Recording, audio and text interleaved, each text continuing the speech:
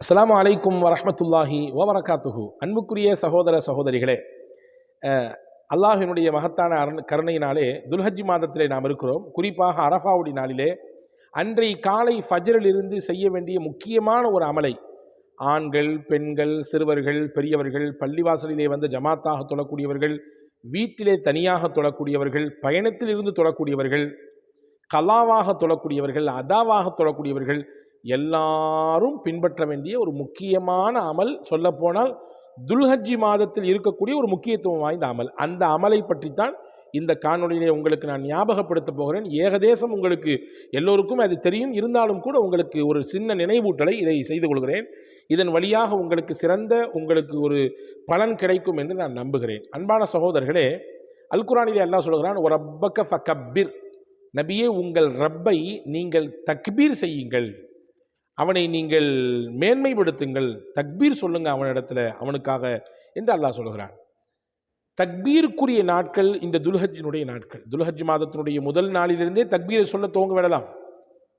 ஆனால் குறிப்பாக தக்பீர் என்பது அரஃபாவுடைய நாளினுடைய காலை ஃபஜரிலிருந்து துவங்குகிறது. அதர் சையதுனா அலி இப்னு அபி தாலிப் ரலியல்லாஹு அன்ஹு, சையதுனா அப்துல்லாஹ் இப்னு மஸ்ஊத் ரலியல்லாஹு அன்ஹு, ரெண்டு பேருமே கல்வியின் உச்சத்தை தொட்டவர்கள். சாதாரணமாக அவங்கள சொல்லிட்டு கடந்துட முடியாதுங்க. அலி ரலியல்லாஹு அன்ஹுடைய கல்விக்கும் ஞானத்திற்கும் அல்லாஹு அக்பர், எவ்வளவு பெரிய ஏணி வைத்தாலும் அவர்களால் அந்த சிகரத்தை எட்டி பிடிக்கவே முடியாது. கல்வியின் உச்ச நிலையை கண்டவர்கள் சையதுனா அலி ரலியல்லாஹு அன்ஹு. நபிகள் பெருமானா ஸல்லல்லாஹு அலைஹி வஸல்லம் மூலமாக அவங்களுக்கு வாழ்த்தும் கிடைச்சது, பாராட்டும் கிடைச்சது, அல்லாஹ் ரசூலுடைய முஹப்பத்துக்குரியவர் என்ற சுபசோடமும் கிடைத்தது. கல்வியில் மதீனத்து நான் கல்வியின் மதீனா என்றால், பட்டணம் என்றால் அதன் தலைவாசல் அலி என்று பெருமானார் ஸல்லல்லாஹு அலைஹி வஸல்லம் பாராட்டு பத்திரம் கிடைத்தது. அவ்வளவு பெரிய கல்வியார். அவருடைய கல்வியெல்லாம் சும்மா சாதாரணமாக சொல்லிட்டு போக முடியாதுங்க, அவ்வளவு பெரிய சிறப்பானவர். அந்த சையதுனா அலி ரலியல்லாஹு அவர்களும் 4 பேரிடத்தில் நீங்கள் குர்ஆனை படித்துக் கொள்ளுங்கள், குர்ஆன் எப்படி இறங்கியதோ அப்படியே நீங்கள் வாசிக்க வேண்டும் என்றால் இவரை மாதிரி வாசிங்க, இவரை மாதிரி குர்ஆன் ஓதுங்க என்று சொல்லப்பட்டவர்.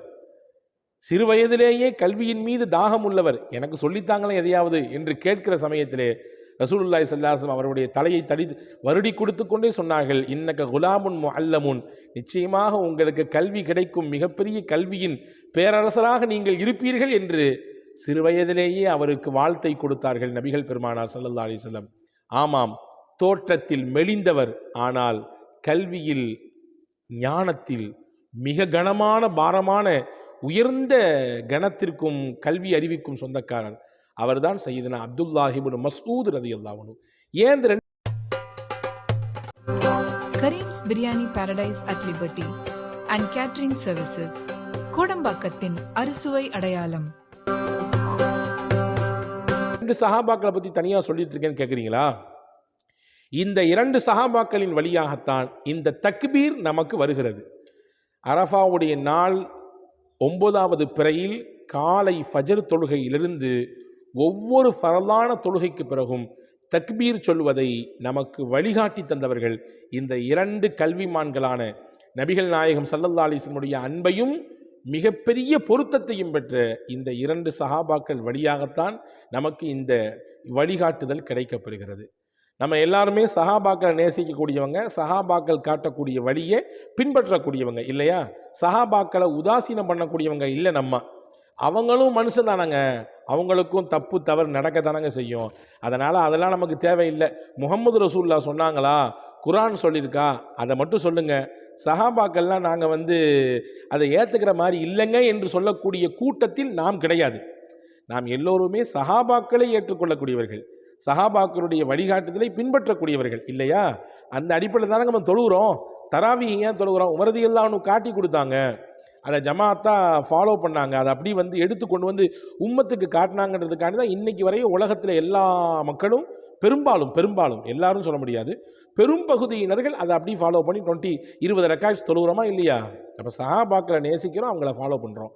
அந்த அடிப்படையிலே ஹஜ்ரத் சையதுனா அலி இப்னு அபி தாலிப் ரலியல்லாஹு அன்ஹு அவர்களும் சையதுனா அப்துல்லாஹ் இப்னு மஸ்ஊத் ரலியல்லாஹு அன்ஹு அவர்கள் தான் இந்த துல்ஹஜ் மாதத்திலே குறிப்பாக அரஃபாவுடைய நாளிலிருந்து சொல்லக்கூடிய தக்பீரை நமக்கு அறிமுகப்படுத்துகிறார்கள், வழிகாட்டுகிறார்கள். நான் ஆரம்பத்திலே சொல்லிட்டேன், துல்ஹஜ் மாதத்தினுடைய 1வது பிறையிலிருந்து 13வது நாள் வரைய தக்பீரை சொல்லிக்கிட்டே இருக்கலாம். போகிற இடத்துலலாம் தக்பீர் சொல்லலாம், நடக்கிற இடத்துலலாம் தக்பீர் சொல்லலாம்.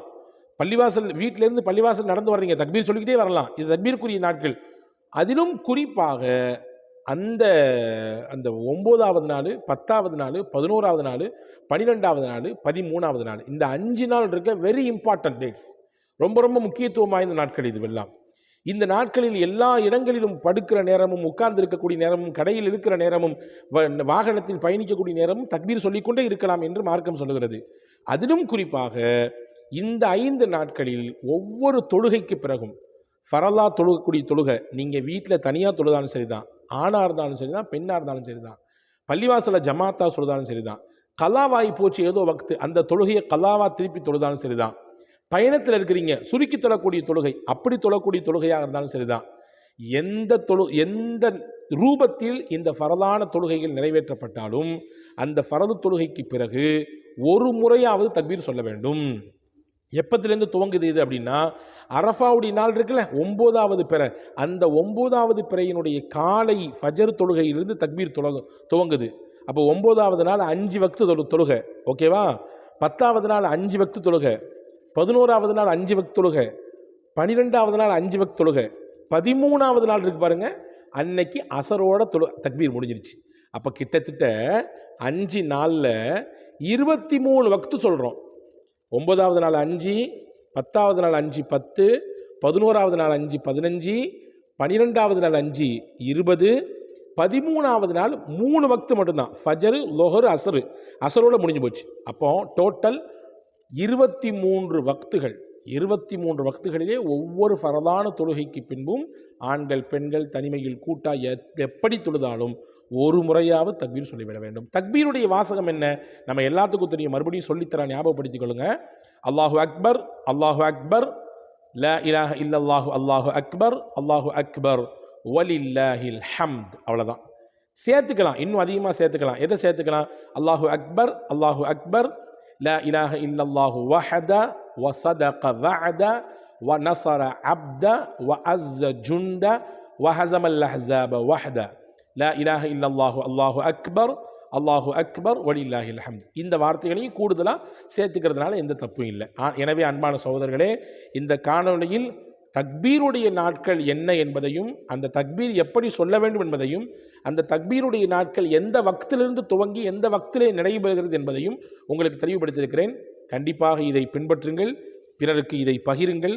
சிறந்த பலன் உங்களை போன்று பிறருக்கும் சென்று சேரட்டும்.